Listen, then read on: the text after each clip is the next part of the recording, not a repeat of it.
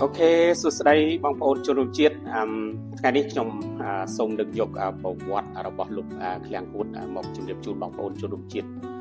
ជាទីសម្ដាប់តើឃ្លាំងហួតជានរណានេះគឺជាសំណួរដែលមានសារៈសំខាន់ហើយប្រជាជនថៃឬក៏សាធារណជនថៃផងខ្មែរផងកំពុងមានការចាប់អារម្មណ៍យ៉ាងខ្លាំងក្រោយការបែកធ្លាយសារសម្លេងនៃការសន្ទនាគ្នារវាងលោកហ៊ុនសែនអតីតនាយករដ្ឋមន្ត្រីនិងជាប្រធានព្រឹទ្ធសភាកម្ពុជាបច្ចុប្បន្នជាមួយនឹងលោកស្រីផែនថងឋានដែលជាអតីតនាយករដ្ឋមន្ត្រីថៃនិងជាកូនស្រីរបស់លោកថាក់ស៊ីនស៊ីនវត្រាអតីតនាយករដ្ឋមន្ត្រីថៃដែលជាបងធររបស់លោកហ៊ុនសែនតោះយើងមកស្គាល់អត្តសញ្ញាណអ្នកបកប្រែដែលយើងបានឮសម្លេងរបស់គាត់នៅក្នុងសារបែកធ្លាយនោះតើគាត់ជានរណាតាមរយៈសារសម្លេងដែលបានបែកធ្លាយនោះគាត់ត្រូវបានគេស្គាល់ថាគាត់ឈ្មោះឃ្លាំងហួតដែលជាកូនប្រុសរបស់លោកថាច់ខុនលោកថាច់ខុនគឺជាអតីតអភិបាលរងទី3ខេត្តបន្ទាយមានជ័យមកពីកូតាគណៈបកហ៊ុនស៊ិនប៉ិចកាលពីអាណត្តិទី1និងជាអភិបាលខេត្តកំពតមកពីកូតាគណៈបកហ៊ុនស៊ិនប៉ិចដដែលកាលពីអាណត្តិទី2និងអាណត្តិក្រោយៗមកទៀតលោកថាច់ខុនក៏ត្រូវបានក្លាយជារដ្ឋលេខាធិការក្រសួងទំនាក់ទំនងរដ្ឋសភាព្រឹទ្ធសភានិងអធិការកិ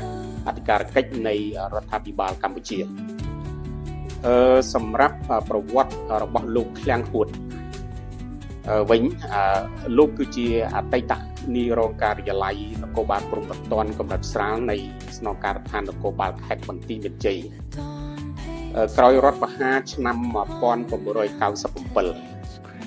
ដែលធ្វើឡើងដោយលោកហ៊ុនសែនកាលនោះគឺលោកឃ្លាំងហួតបានក្លាយជាកូនធរលោកស្រីរបស់លោកស្រីប៊ុនរ៉ានីហ៊ុនសែនហើយលោកឃ្លាំងហួតក៏ត្រូវបានតែងតាំងជាអភិបាលខណ្ឌទួលគោកក្រោយមកទៀតលោកគឺជាអភិបាលខណ្ឌរិស័យកែវនិងក្រោយមកទៀតគឺជាអភិបាលខណ្ឌជ្រោយចង្វារហូតដល់ឆ្នាំ2018និងជាអភិបាលរាជធានីភ្នំពេញចាប់ពីឆ្នាំ2018រហូតមកដល់បច្ចុប្បន្នបើតាមប្រភពពីទូរទស្សន៍ The Nation TV ក្រៅពីមានតួនាទីជាមន្ត្រីរាជការនៅក្នុងរាជរដ្ឋាភិបាលកម្ពុជាលោកឃ្លាំងហួតក៏មានតួនាទីជាទីប្រឹក្សាលោកហ៊ុនសែនដែលកាលនោះលោកហ៊ុនសែនគឺជានាយករដ្ឋមន្ត្រីកម្ពុជាដែលទទួលបន្ទុកផ្នែកទំនាក់ទំនងជាមួយថៃជាមួយគណៈបកគឺថៃជាពិសេសជាមួយគ្រួសារលោកថាក់ស៊ីនប្រភពដដែលគឺថាលោកបានដើរតួនាទីដ៏សំខាន់នៅក្នុងការសម្របសម្រួលរវាងគ្រួសារហ៊ុនហើយនិងគ្រួសារស៊ីនវត្រាជាពិសេសជាអ្នកសម្របសម្រួលផ្នែកសន្តិសុខសុវត្ថិភាពហិរញ្ញវត្ថុសម្រាប់មន្ត្រីគណៈបកគឺថៃដែលបានភៀសខ្លួនក្រោយពួកយោធាថៃធ្វើរដ្ឋប្រហារនៅក្នុងឆ្នាំ2006និងពេលដែលលោកថាក់ស៊ីនរស់នៅនិរទេសនៅឯបរទេសបើតាមប្រភព The Nation TV ដដែលបានបន្តថាលោកឃ្លាំងហួតគឺជាមនុស្សដែលមានឥទ្ធិពលជាមួយអ្នកនយោបាយមកពីគណៈបកគឺថៃជាពិសេសជាមួយលោកថាក់ស៊ីនលោកសុំឆៃវង្សវ៉ាតដែលជាអតីតនាយករដ្ឋមន្ត្រីថៃនិងជាប្អូនថ្លៃរបស់លោកថាក់ស៊ីនព្រមទាំងមានការស្និទ្ធស្នាលជាមួយលោកឈិតឆបដែលជាអតីតប្រធានរដ្ឋសភាថៃផងដែរលោកឃ្លាំងហួតត្រូវបានមន្ត្រីគណៈបកភឿថៃ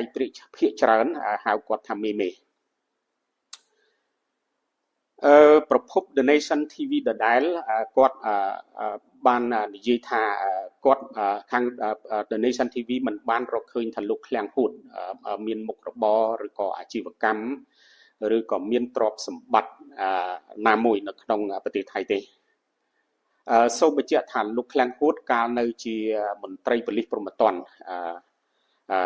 ក្នុងឋានៈជាអ្នកមកពីកតាហ៊ុនស៊ិនប៉ិចនៅខេត្តបន្ទាយមានជ័យហ្នឹងឬក៏មុនរដ្ឋប្រហារឆ្នាំ1997គឺលោកស្អប់ហ៊ុនសែនណាហើយឲ្យតែឃើញហ៊ុនសែននិយាយនៅក្នុងទូរទស្សន៍ថ្លែងសារនយោបាយអីហ្នឹងគឺពេលខ្លះគាត់ រហូតដល់ទីងកំភ្លើងមកបាញ់ទូរទស្សន៍អានេះបើតាមប្រភពពីអតីតសហការីជិតស្និទ្ធរបស់គាត់ប៉ុន្តែក្រោយពេលដែលគាត់បានคลายទៅជាកូនធរសំណប់ចិត្តរបស់លោកស្រីប៊ុនរ៉ានីហ៊ុនសែនមកគឺមានន័យថាចិត្តរបស់គាត់គឺបានបដូរ180អង្សានេះគឺជាអ្វីដែលលោកឃ្លាំងហួតបានធ្វើបើតាមប្រភពពីមន្ត្រីហ៊ុនសុពេចដដែលហ្នឹងគឺគាត់ថាដែលបច្ចុប្បន្ននេះគឺលោកឃ្លាំងហួតបានคลายទៅជាកូនធរសំណប់របស់គ្រួសារហ៊ុនឬក៏យើងហៅថាតកូលហ៊ុនហើយលោកមានអធិបុលខ្លាំងណាស់នៅក្នុងនយោបាយឬក៏ក្នុងកិច្ចការទំនាក់ទំនងជាមួយប្រទេសផ្សេងជាពិសេសជាមួយប្រទេសថៃក្នុងនាមគ្រួសារលោកហ៊ុនសែននេះគឺជាអ្វីដែលយើងបានរកឃើញបើតាមប្រភពពីសារព័ត៌មានឬក៏ពីទូរទស្សន៍ The Nation TV សម្រាប់លោកឃ្លាំងហួតដដែលគឺត្រូវបានគេសង្ស័យថាបានជាប់ពាក់ព័ន្ធនឹងការសម្របសម្រួលឲ្យមានអំពើឃាតកម្មទៅលើលោកលឹមកំយ៉ាដែលជាអតីតសមាជិកសភាមកពីគណៈបក្សសង្គ្រោះជាតិនៅក្នុងទីក្រុងបាងកកប្រទេសថៃកាលពីខែមករាឆ្នាំ2025កន្លងទៅថ្មីនេះរហូតមកដល់ពេលនេះគឺសាធារណជនថៃសាធារណជនខ្មែរកំពុងតែមានចម្ងល់ថាតើលោកឃ្លាំងហួតបាត់មុខតាណាដូចជាស្ងាត់អត់ឃើញចាប់តាំងពីមានសារបែកធ្លាយហើយចាប់ពីមានចំនួនរវាងកម្ពុជានិងថៃមកអរគុណលោកស្រីនិងកញ្ញាជាទីមេត្រីឥឡូវនេះខ្ញុំសូមលើកយកប្រវត្តិសង្ខេបរបស់លោកឃ្លាំងហួតតែប៉ុណ្ណេះហើយមុននឹងបញ្ចប់សូមលោកស្រីមេត្តាជួយ Subscribe Channel YouTube របស់យើងខ្ញុំហើយនិង Follow Page របស់យើងខ្ញុំម្នាក់មួយផងដើម្បីឲ្យខ្ញុំមានលទ្ធភាពស្រាវជ្រាវនៅប្រវត្តិរបស់មនុស្សសំខាន់មួយចំនួនទៀតមកជម្រាបជូនបងប្អូនជនរួមជាតិសូមអរគុណ